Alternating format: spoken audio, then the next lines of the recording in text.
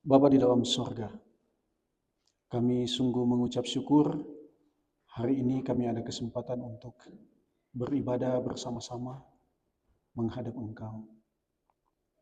Kami mohon anugerah-Mu dalam waktu ini untuk kami merenungkan, mendengarkan firman-Mu. Engkau tenangkan hati dan pikiran kami. Roh Kudus menguasai kami, memberikan kami hikmat pengetahuan untuk dapat memahami kebenaran-kebenaran-Mu. Tuhan, tolong hamba-Mu dalam segala keterbatasan dan segala kelemahan. Kiranya apa yang hamba sampaikan sungguh hanya berasal dari Tuhan sendiri. Kiranya Roh Kudus yang menguasai hati kami, pikiran kami, sehingga hati kami seperti tanah yang subur untuk ditaburi kebenaran firman Allah, sehingga dapat bertumbuh, berakar, berbuah bagi kemuliaan Tuhan. Terima kasih Tuhan untuk waktu ini. Kami serahkan semuanya hanya di dalam nama Yesus. Amin. Baik. Shalom untuk kita semua. Selamat hari Minggu. Bapak Ibu Saudaraku yang dikasihi Tuhan, setiap pekerjaan Tuhan, ketika kita melakukan pekerjaan bagi Tuhan, pasti dimulai dari dua hal. Yang pertama itu, Tuhan pasti memberikan kita visi yang jelas. Ada satu tujuan yang jelas yang Tuhan sampaikan bagi kita dengan berbagai cara. Di dalam kedekatan kita dengan Tuhan, dalam hubungan kita dengan Tuhan, maka Dia pasti membukakan visi yang Tuhan mau untuk Dia kerjakan di dalam kehidupan kita. Sedangkan yang kedua, Tuhan merindukan kita untuk hidup di dalam iman yang teguh. Jadi visi itu tidak mungkin berjalan tanpa iman yang teguh. Dan iman yang teguh kepada Allah pasti menghasilkan visi yang jelas. Jadi dua hal ini pasti berjalan bersamaan. Tidak mungkin pincang, tidak mungkin tidak bersamaan. Tanpa visi, kita tidak tahu kemana kita harus melangkah. Kita tidak tahu apa yang kita harus buat. Tanpa visi, seorang akan kebingungan menjalani kehidupannya setiap hari. Dan dia akan mengalami kehampaan. Seakan segala sesuatu yang dia lakukan, yang dia buat itu enggak ada tujuan. Jadi hanya berputar-putar tanpa tujuan. Tanpa iman, kita tidak mungkin berani untuk melangkah. Karena itu banyak orang hidup, melayani, beribadah, tapi tanpa visi. Mereka berjalan, tapi tidak tahu apa yang akan mereka tuju. Mereka tidak tahu arah kemana mereka akan pergi. Mereka melihat masalah, tapi tidak tahu apa yang harus mereka lakukan.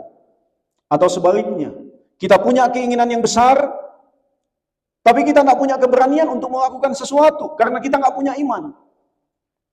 Sehingga selalu dikuasai oleh ketakutan, keraguan, dan merasa tidak mampu untuk melakukan sesuatu. Jadi betapa pentingnya seorang bergumul untuk hidup di dalam visi Allah. Betapa pentingnya seorang bergumul supaya dalam menjalani kehidupan yang Tuhan percayakan, dia punya satu visi yang begitu jelas, yang dari Tuhan. Dan dia juga harus bergumul supaya Tuhan sungguh-sungguh memberikan dia hati yang beriman teguh kepada Tuhan. Untuk dapat dengan berani, maju, melangkah, melakukan apa yang sudah Tuhan berikan di dalam hati, di dalam hidupnya.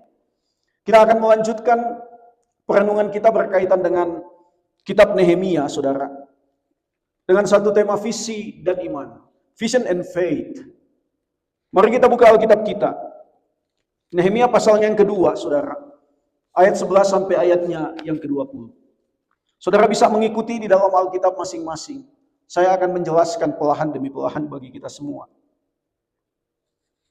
Nehemia pasal 2 ayat 11 sampai 20 dengan tema Vision and Faith. Karena tidak mungkin seorang berjalan tanpa visi dan tidak mungkin visi itu berjalan tanpa iman. Karena itu mari kita lihat. Yang pertama yang kita mau lihat di dalam bagian ini bahwa ketika di pasal 1, pasal 2 bagian awal, Nehemia menerima visi dari Allah. Apa yang dia lakukan selanjutnya? Ayatnya yang ke-11 sampai ayatnya yang ke-15, yang pertama, Nehemia mendalami visi yang dari Allah. Dia mencari tahu dengan jelas. Dikatakan di dalam ayat 11 seperti ini, saudara. Maka tibalah aku di Yerusalem. Sesudah 3 hari aku di sana. Saudara tahu, Nehemia itu tidak lahir di Yerusalem. Nehemia itu lahir di tanah pembuangan. Dia lahir setelah itu dia melayani di istana Persia. Dan dia belum pernah sama sekali datang ke Yerusalem. Dia belum pernah sama sekali melihat keruntuhan Yerusalem. Dia belum pernah melihat bagaimana porak-porandanya Yerusalem. Dia belum pernah lihat. Dan dia belum pernah melihat secara langsung terbakarnya pintu-pintu di Yerusalem. Dia belum pernah melihat secara langsung kesusahan orang-orang yang ada di sana. Dia belum pernah melihat secara langsung betapa terhinanya hidup mereka. Dia belum pernah melihat secara langsung betapa Allah Israel dihina karena kehancuran Yerusalem. Nehemia itu belum pernah melihat sama sekali. Karena itu dikatakan di dalam ayat ini, maka tibalah aku di Yerusalem. Itu adalah kali pertama Nehemia menginjakkan kakinya di Yerusalem. Selanjutnya ayat ini katakan, sesudah 3 hari aku di sana. Saudara lihat, bahwa ternyata kurang lebih Alkitab katakan 3 hari Nehemia itu seakan dia tidak melakukan apa-apa. Meskipun dia datang dengan kehancuran hati, meskipun dia datang dengan kesedihan yang begitu mendalam, meskipun dia datang dengan sesuatu yang sudah dia pikirkan, tetapi Alkitab katakan 3 hari dia mengambil waktu untuk berhenti sejenak, beristirahat. Karena saudara tahu, dari istana Persia, dari Susan, sampai ke Yerusalem, banyak penafsir mengatakan bahwa itu sekitar 900 sampai 1000 miles. Dan ketika Nehemia dari Susan pergi ke Yerusalem, dia bukan pakai mobil seperti kita hari ini. Kami pergi ke Utah, saya lihat kan jaraknya hanya kurang lebih 500 sampai 600 miles. Dan itu ditempuh dengan dengan waktu, mungkin kita sampai di Zion National Park itu mungkin sekitar 9-10 jam ya. Ditempuh dengan mobil dengan kecepatan yang tinggi, ya sudah speeding saudara, kadang 190. Karena mengikuti orang-orang yang di depan gitu. Ya di depan saya Mike, jadi dia yang saya ikuti. Saudara, perjalanan dari Susan, dari istana Persia, sampai ke Yerusalem, itu sekitar 900 sampai 1000 miles. Dan mereka tidak pakai mobil. Mereka dikatakan menunggangi kuda, saudara. Dan banyak penafsir katakan itu ditempuh sekitar 2 sampai 3 bulan waktunya. Saudara coba pikir, betapa lelahnya perjalanan panjang yang Nehemia jalani sampai ke Yerusalem. Karena itu meskipun dia sudah tidak tahan membangun, meskipun dia sudah sangat hancur hati dengan kesedihan, tapi dia tahu bahwa hal pertama yang dia harus ambil adalah dia harus beristirahat. Karena itu dikatakan di sini, sesudah 3 hari aku di sana, bangunlah aku. Jadi sesudah 3 hari baru dia beraktivitas dengan begitu aktif. Dia belum melakukan apapun sebelumnya. Alkitab tidak mencatat itu. Hanya dikatakan bahwa sesudah 3 hari dia bangun. Dan banyak penafsir mengatakan bahwa memang Nehemia mengambil waktu untuk beristirahat dari kelelahan dalam perjalanan yang begitu panjang. Saudaraku, ketika seorang dalam kondisi yang lelah, sangat mudah untuk mengambil keputusan yang kurang tepat. Bahkan lebih banyak ketika orang dalam kondisi yang lelah, dia mengambil keputusan yang salah. Karena itu, ketika fisik kita sudah lemah, kita harus hati-hati saudara dalam mengambil keputusan. Apalagi kalau dalam kondisi perutnya sudah mulai bunyi. Karena itu banyak pengusaha-pengusaha besar, pengusaha hebat mengambil keputusan di mana saudara? Di meja makan. Betul kan? Kami punya beberapa kenalan, mereka punya usaha, mereka mengambil keputusannya, mengajak makan orang. Setelah makan, katanya orang muda untuk deal dengan apa yang dia tawarkan. Jadi saudaraku lihat bahwa Nehemia itu tidak mengambil keputusan apapun. Di kurun waktu sekitar 3 hari, dia lebih banyak mengambil waktu untuk istirahat. Dan saya percaya ini juga waktu bagi Nehemia untuk terus berdoa kepada Tuhan.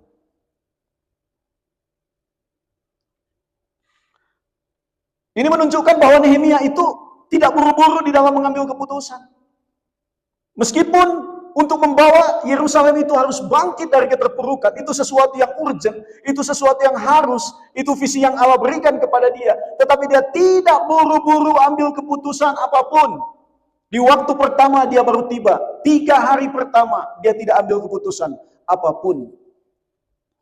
Dan saudaraku, tadi saya katakan bahwa yang pertama Nehemia lakukan adalah dia mendalami visi yang sudah Tuhan berikan.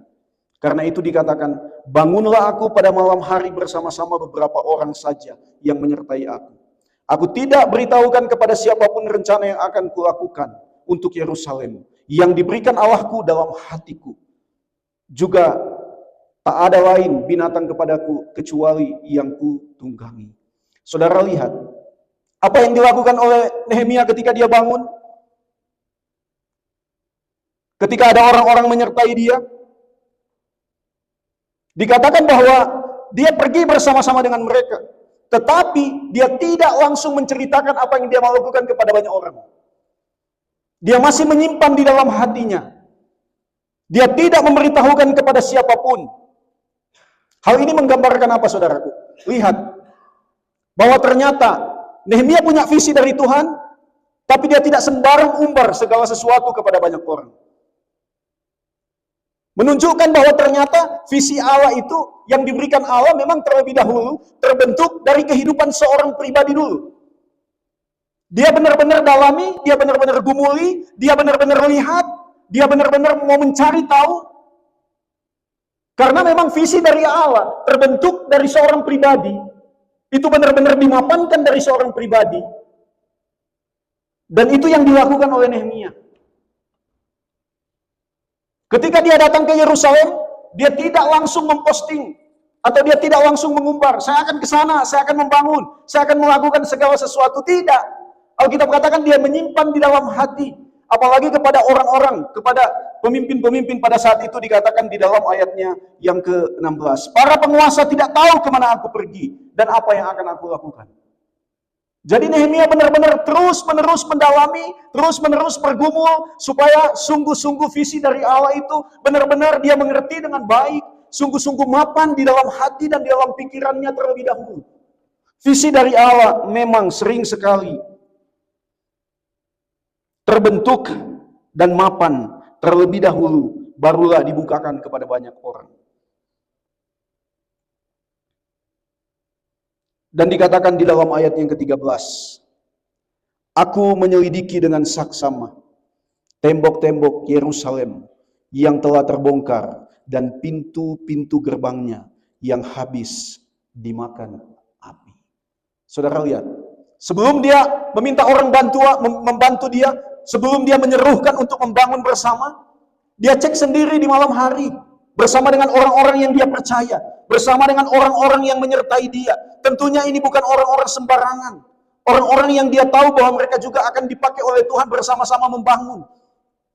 Dia cek, dia lihat sendiri.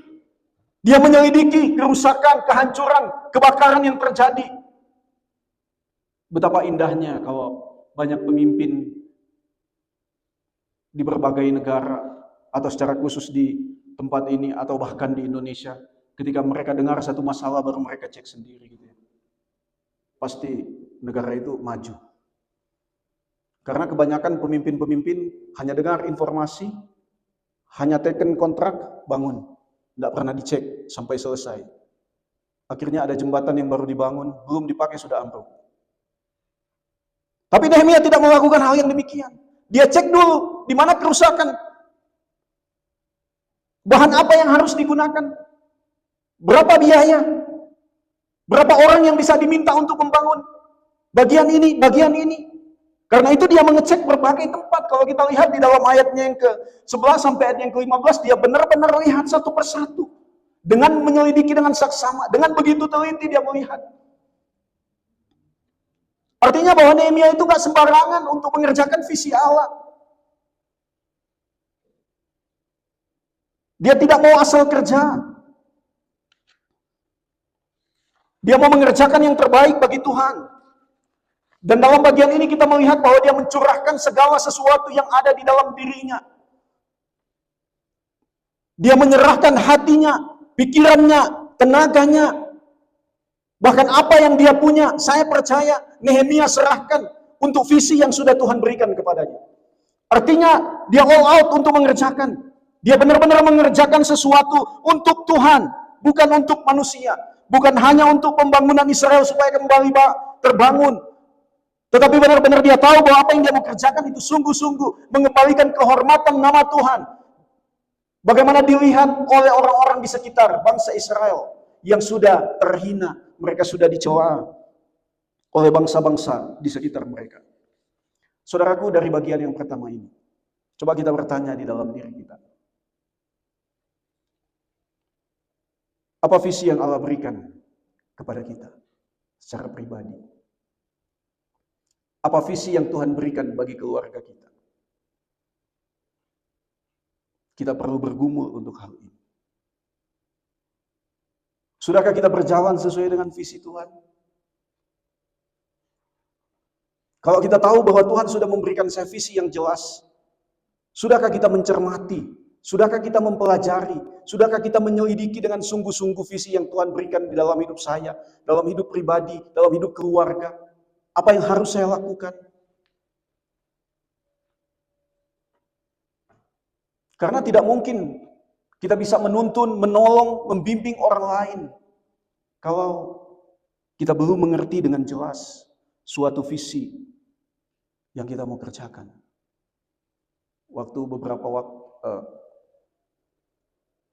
Waktu kami tiba di tempat ini, ada satu jemaat bertanya sama saya, jadi Pastor Olin visinya apa? Saya bilang belum tahu. Memang saya belum tahu. Kita perlu melihat bagaimana dan apa kondisi yang ada. Tapi dengan pertanyaan itu membuat saya berpikir, apa yang saya mau lakukan di tempat ini? Ini hal yang sangat penting, saudara, bagi saya dan saudara. Apa visi yang Tuhan berikan bagi kita? Sudahkah kita mengenali, mengerti visi Allah di dalam hidup kita? Dan sudahkah kita mempelajari, mencermati, menyelidiki? Dan sudahkah kita mulai berjalan di dalam visi itu? Atau kita berputar-putar? Saya lahir, saya besar, dewasa, saya menikah, saya punya anak, saya bekerja, mulai menjadi tua, lanjut, dan saya meninggal. Udah. Itu yang pertama, saudara. Yang kedua, di dalam ayat 17 sampai ayat 18 kita melihat bahwa disitulah ketika Nehemia menyelidiki segala sesuatu disertai dengan beberapa orang yang dia percaya. Barulah yang kedua, dia membagikan visi dari Allah. Ayat 17 di sana dikatakan, berkatalah aku kepada mereka, kamu lihat kemalangan yang kita alami? Saudara, dari kalimat ini kita melihat, tadi saya sudah jelaskan, Nehemia itu nggak pernah tinggal di Yerusalem sebelumnya. Nehemia tidak lahir di Yerusalem sebelumnya. Nehemia nggak mengalami kesusahan secara langsung seperti yang dialami oleh orang-orang yang memang tinggal di Yerusalem. Dia nggak ngalami. Dia hidup dengan tenang, dengan enak, dengan nyaman di Puri Susan. Dia seorang juru minum raja. Dia punya pekerjaan yang baik, pekerjaan terhormat, dan pekerjaan yang dipercaya oleh raja. Tetapi dalam bagian ini dia katakan, kamu lihat kemalangan yang kita alami. Dia nggak menganggap bahwa itu hanya dialami oleh orang Israel yang tertinggal di Yerusalem. Tidak. Kita lihat bahwa ternyata dia sudah turut merasakan kesusahan itu. Dia sudah turut merasakan bagaimana dihinanya Allah oleh karena kehancuran Yerusalem. Dia sudah turut merasakan bagaimana dihinanya orang-orang pilihan Allah oleh orang-orang di sekitar mereka. Karena itu dikatakan, yakni Yerusalem telah menjadi reruntuhan dan pintu-pintu gerbangnya telah terbakar. Saudara lihat, Nehemia tidak langsung datang sebagai seorang pemimpin yang langsung menyuruh mereka. Dia tidak langsung datang untuk mengatakan, kamu kerja ini, kamu lakukan ini. Tidak. Tapi lihat pendekatan yang dilakukan oleh Nehemia. Dia mencoba menyadarkan mereka akan kondisi yang sementara mereka alami. Yang sudah bertahun-tahun Yerusalem runtuh, bertahun-tahun mereka susah. Seakan tidak ada harapan. Tidak ada harapan untuk bangkit. Sudah patah semangat. Ketakutan karena tembok runtuh. Mereka dengan mudah bisa dimangsa oleh musuh. Tapi Nehemia mencoba membukakan hati dan mata mereka melihat kondisi yang sesungguhnya terjadi. Kamu lihat kemalangan yang terjadi. Semuanya sudah runtuh. Semuanya sudah terbakar.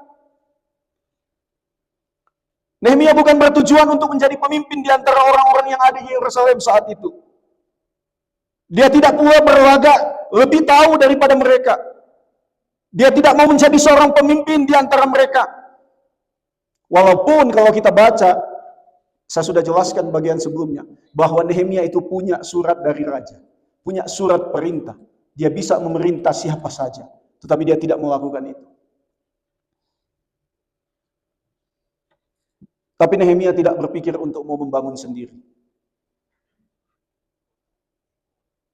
Saudaraku yang terkasih, sebaliknya dengan cara bersahabat dan rendah hati, ia mencoba menyadarkan mereka. Menyadarkan kemalangan dan kehinaan yang mereka alami. Bahkan, Nehemia baru di bagian itu, dia membagikan visi dan beban yang Allah taruh di dalam hatinya. Ia berusaha membangun komunikasi dari hati ke hati. Ia mencoba merangkul mereka. Supaya mereka merasa bahwa mereka adalah bagian dari pekerjaan yang akan dikerjakan. Mereka bukan hanya peserta, tetapi mereka juga merasa memiliki akan apa yang akan mereka lakukan. Setelah Nehemia membukakan akan hal itu, ayat 18 katakan, ketika aku beritahu kepada mereka betapa murahnya tangan Allah yang melindungi aku, dan juga apa yang dikatakan raja kepadaku, berkatalah mereka, kami siap untuk membangun. Dan dengan sekuat tenaga mereka mulai melakukan pekerjaan yang baik. Untuk memotivasi orang-orang yang sudah di dalam kondisi terpuruk, Nehemia menceritakan bagaimana pemeliharaan Tuhan yang luar biasa ketika dia mulai mendapat visi daripada Tuhan. Bagaimana dia bertemu dengan raja, itu hal yang tidak mudah, tapi Tuhan sudah buka jalan. Bagaimana dia mendapat berbagai kemurahan dari raja, itu karena tangan Tuhan, saya sudah jelaskan minggu yang lalu. Nehemia bukan hanya membagikan visi Allah, namun juga ia menyaksikan bagaimana karya Allah ketika dia mulai menjalani visi tersebut. Hal ini mau meyakinkan semua orang yang mendengar bahwa Nehemia tidak berjalan sendiri. Namun Allah yang telah membukakan setiap pintu-pintu yang seakan tertutup dan mustahil. Saudara lihat, Nehemia untuk menggerakkan mereka, dia menceritakan bagaimana kuasa Allah, kemurahan Allah yang begitu besar. Menyaksikan pekerjaan Tuhan yang tidak mungkin dikerjakan oleh manusia, ternyata Tuhan sudah kerjakan. Dari bagian ini, saudaraku, ketika Nehemia menceritakan visinya, ketika dia menceritakan kesaksiannya tentang apa yang sudah Tuhan lakukan, saudaraku, ternyata visi dari Allah itu tidak untuk dikerjakan sendiri. Visi yang dari Allah harus dibagikan dengan kerendahan hati, dengan ketulusan kepada orang lain. Dan saudaraku, Tuhan biasanya memberikan visi.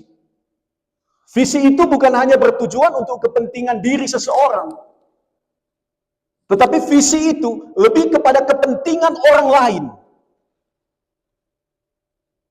Kita lihat Nehemia, dia diberikan visi bukan untuk kepentingan dia, tetapi untuk kepentingan nama Tuhan, untuk kepentingan suatu bangsa. Jadi visi itu memang bukan untuk diri kita sendiri, tetapi apa yang harus kita lakukan untuk satu komunitas, untuk satu persekutuan, untuk satu kota, untuk satu bangsa, untuk satu keluarga, untuk satu pribadi yang ada di sekitar kita. Karena itu saya bilang kita perlu bergumul. Visi apa yang Tuhan berikan bagi kita? Dan kita minta keberanian seperti Nehemia, keberanian dari Tuhan untuk kita bisa bagikan kepada orang lain. Karena visi itu bukan hanya untuk digenggam sendiri. Visi itu bukan untuk disimpan sendiri. Tetapi visi itu harus dibagikan kepada orang-orang yang kita percaya Tuhan bisa pakai mereka untuk menjalankan itu bersama-sama menjadi bagian di dalam pekerjaan Tuhan yang besar. Saya ketika lihat ada orang yang melakukan sesuatu, saudara, ketika dia mencoba memobilisasi banyak orang, itu bukan hal yang mudah. Karena apa? Banyak orang, banyak pemikiran. Banyak orang, banyak tafsiran. Banyak orang, banyak kecurigaan. Dipikir ketika kita share tentang visi, tentang pekerjaan Allah, orang akan berpikir, apalagi yang dia cari. Apalagi ketika berpikir berkaitan dengan memobilisasi orang untuk memberikan uangnya, untuk memberikan hartanya. Nggak gampang, saudara. Nanti orang pikir, ini orang mau apa lagi? Tapi ketika kita yakin bahwa visi itu kita terima dari Tuhan yang memberikan kepada kita, apapun resikonya, apapun pandangan orang, maka kita harus dengan berani. Karena kita nggak mungkin berjalan sendiri. Baik itu di rumah kita, di dalam keluarga kita, di dalam pekerjaan kita, dalam persekutuan gereja, dimanapun itu, kita harus berani menggumuli visi Allah, meneliti visi Allah yang diberikan kepada kita, dan kita harus dengan berani dan dengan lantang mengungkapkan itu kepada orang lain yang kita tahu dia bisa dipakai oleh Tuhan. Itu yang kedua, saudaraku. Dan yang terakhir, ketika kita dapat visi, Nehemia dapat visi, dia bagikan visi Allah, ternyata di dalam menjalani visi Allah, itu pasti ada tantangan. Nggak mungkin jalan semulus jalan tol. Nggak mungkin jalan semulus highway ya. Highway masih mulus. Kemarin saya lewat jalan tol, ternyata mulus. Saya tidak tahu kalau itu tol, ya tinggal tunggu bilnya, saudara. Waktu pergi ke Cilina, saya tidak tahu ternyata ini tol, saudara. Pantas mulus ya. Saudara, yang ketiga, tantangan dan iman kepada Allah. Menjalani visi Allah itu pasti ada tantangan. Dikatakan di dalam ayat 19, ketika Sanballat orang Horon dan Tobia orang Amon, pelayan itu, dan Geshem orang Arab mendengar itu, mereka mengolok-olokkan dan menghina kami. Kata mereka, apa yang kamu lakukan itu? Apa kamu mau memberontak terhadap raja? Saudara, di dalam ayat 10, di atasnya memang sudah dibilang bahwa ketika Nehemia baru dapat surat, baru dia tunjukkan kepada para bupati, memang Sanballat sama Tobia udah gak suka. Dikatakan Alkitab mereka kesal. Bahwa Nehemia punya kerinduan, punya visi untuk membangun Yerusalem. Dan dalam ayat 19 ini, ternyata tantangan itu semakin gencar. Awalnya mereka hanya kesal, belum menunjukkan secara langsung. Tapi dalam ayat 19 sudah langsung mulai bersuara. Mereka sudah mulai protes. Kamu mau melawan raja? Sudah mulai diolok-olok. Sudah mulai diejek. Mereka mau berusaha melemahkan Nehemia untuk mengerjakan visi Allah. Dan mau melemahkan orang-orang yang saat itu sudah berkata, mari kita siap untuk memulai. Mari kita membangun bersama-sama. Dan mereka sudah memulai membangun itu. Dan Sanballat, Tobia, dan rekan mereka sudah mulai untuk melemahkan orang-orang yang ada di sekitar Nehemia. Jadi saudara, mengerjakan visi Allah, pasti akan selalu ada orang-orang yang dipakai oleh kuasa kegelapan, yang dipakai oleh setan untuk menghalangi pekerjaan Tuhan yang besar.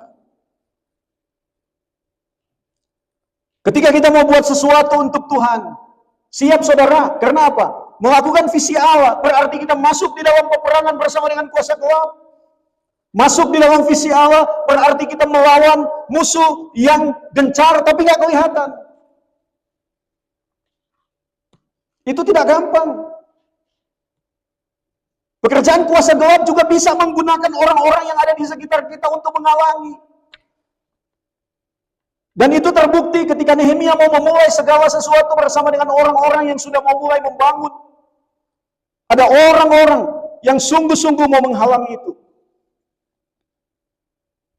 Namun saudaraku, Apakah Nehemia langsung gentar, langsung takut, langsung mundur, langsung pulang ke Puri Susan? Tidak, saudara. Dikatakan di dalam ayat 20, aku menjawab mereka, kataku, Allah semesta langit, dialah yang akan membuat kami berhasil. Kami hamba-hambanya telah siap untuk membangun. Tetapi kamu tak punya bagian atau hak dan tidak akan diingat di Yerusalem. Saudara lihat, inilah yang harus dimiliki oleh seseorang yang hidup dan menghidupi visi Allah. Dia harus punya iman. Dia harus percaya bahwa Allah yang memberikan visi, Allah yang sudah menyertai dia menghadap raja, Allah yang sudah menolong dia dalam perjalanan yang panjang, Allah yang sudah memberikan dia hikmat menyelidiki segala sesuatu yang harus dibangun kembali, Allah yang juga telah menolong dia menseringkan visi itu dan orang-orang mau membangun bersama, adalah Allah yang sama yang akan memberikan keberhasilan. Keberhasilan itu bukan datang dari manusia. Keberhasilan itu bukan datang dari Nehemia, tapi keberhasilan itu datang dari Allah yang mengontrol segala sesuatu. Kalau Allah yang memulai untuk mengerjakan, maka Allah pasti yang akan menyelesaikannya sampai pada akhirnya, bukan manusia. Karena itu ketika saudara sudah ada di dalam visi Allah, jangan takut saudara. Memang akan ada tantangan, akan ada orang-orang yang dipakai untuk menghambat. Tetapi Nehemia dengan iman, dia katakan bahwa Allah semesta langit. Semesta langit artinya Allah yang menjadikan segala sesuatu. Allah yang berkuasa menciptakan langit. Masa hanya untuk membangun tembok, hanya untuk memperbaiki, hanya untuk memulihkan satu bangsa yang sudah dipilih Tuhan, masa Tuhan tidak mampu? Secara sederhana Nehemia mau katakan bahwa dia adalah Allah yang berkuasa untuk melakukan segala sesuatu demi keberhasilan, rencana, dan visi yang datang dari dia, bukan dari Nehemia. Karena itu saudara, meskipun kita melihat segala kondisi di sekitar kita, seakan mustahil untuk orang datang sama Tuhan. Seakan mustahil untuk orang percaya kepada Kristus. Seakan mustahil untuk orang memiliki kerinduan dan kehausan kepada Tuhan. Tapi saudara, kerjakan aja apa yang menjadi bagian kita. Tuhan yang akan mengubah orang kalau memang orang-orang itu sudah ditentukan Allah untuk hidup di dalam Dia. Karena itu discipleship kemarin, ya, saudara, perbedaan pendapat itu hal yang biasa. Nanti kita akan renungkan lagi minggu ke depannya, bahwa memang Allah itu adalah Allah yang berdaulat, Dia yang memilih, Dia yang menentukan, Dia yang berkarya, Dia yang mengerjakan melalui orang-orang pilihannya, dan Dia juga yang akan buat itu berhasil sampai pada akhirnya.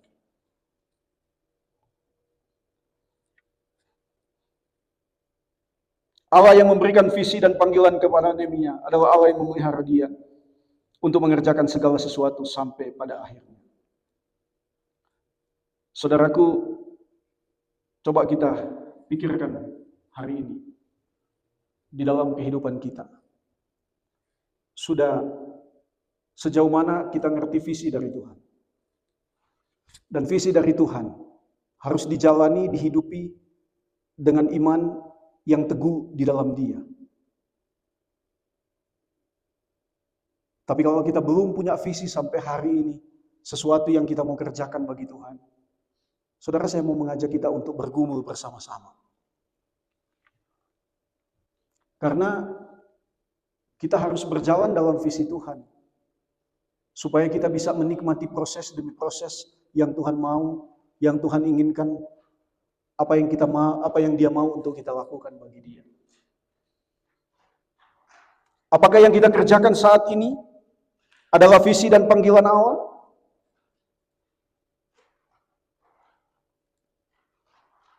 Panggilan itu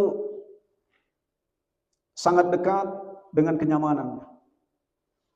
Banyak orang mengejar segala sesuatu, itu tidak salah, seperti yang saya sering katakan.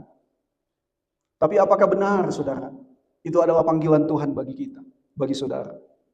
Atau itu hanya untuk kenyamanan kita secara pribadi dan keluarga? Agak beda-beda tipis, saudaraku. Banyak orang berpikir bahwa saya sudah berjalan di dalam panggilan Tuhan, visi Tuhan. Tuhan tolong jawab segala sesuatu. Tapi ternyata sebenarnya bukan. Visi pribadi sama visi Allah itu terkadang Kalau kita tidak mengerti maksud Tuhan, itu berbahaya. Karena kita sekedar membubuhkan doa-doa kita pada rencana pribadi kita, bukan kepada visi Allah. Lalu kita selalu mengklaim, ini pasti kehendak Allah. Ini pasti rencana Allah. Tanya dulu saudara, apakah benar itu dari Tuhan? Atau itu sebenarnya visi pribadi kita? Karena itu saudaraku, mari kita tundukkan kepala kita.